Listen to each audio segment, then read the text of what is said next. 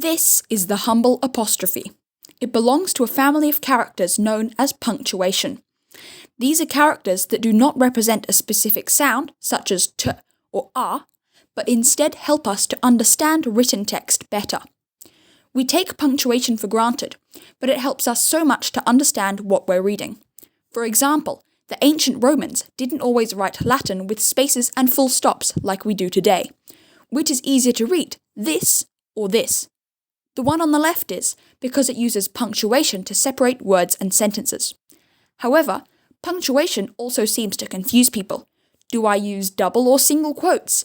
What's the difference between an apostrophe and an inverted comma? 1 or 2 spaces after a full stop? It becomes even more difficult when you are learning other languages. French does speech marks like this, German does them like this, Spain has upside-down exclamation marks, and all of Europe uses a decimal comma. But no piece of punctuation seems to be more confusing than the apostrophe.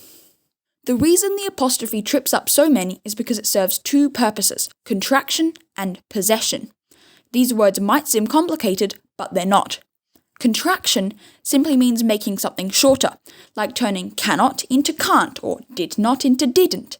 These contractions are so commonplace that we don't even think about them when we say them.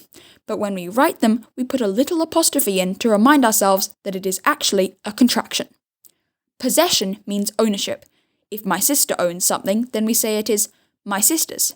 The apostrophe tells us that it belongs to my sister, rather than that I have multiple sisters.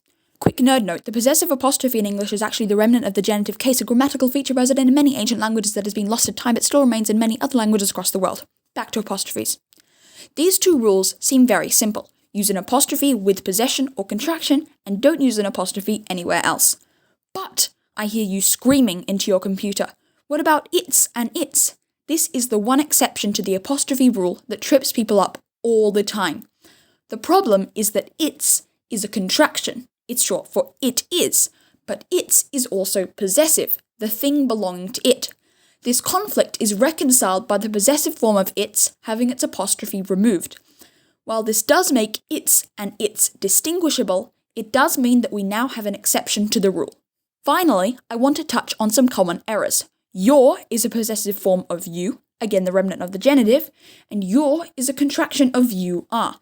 So we could say, your life is great, you're really happy. Another similar conundrum is there, and there. There is the possessive of they, genitive again. There is the contraction of they are, and there refers to a specified location. So we could say, they're there with their hair. To summarize, apostrophes are used for possession and contraction, except for its, which is possessive without a contraction. Jesus and Jesus's are both correct, Germans do quotation marks like this, and Romans didn't use spaces between their words. I hope this video helped you to understand how the apostrophe works. Make sure to like, subscribe, and share the video so we can end the apostrophe catastrophe. See you next time on Neuron.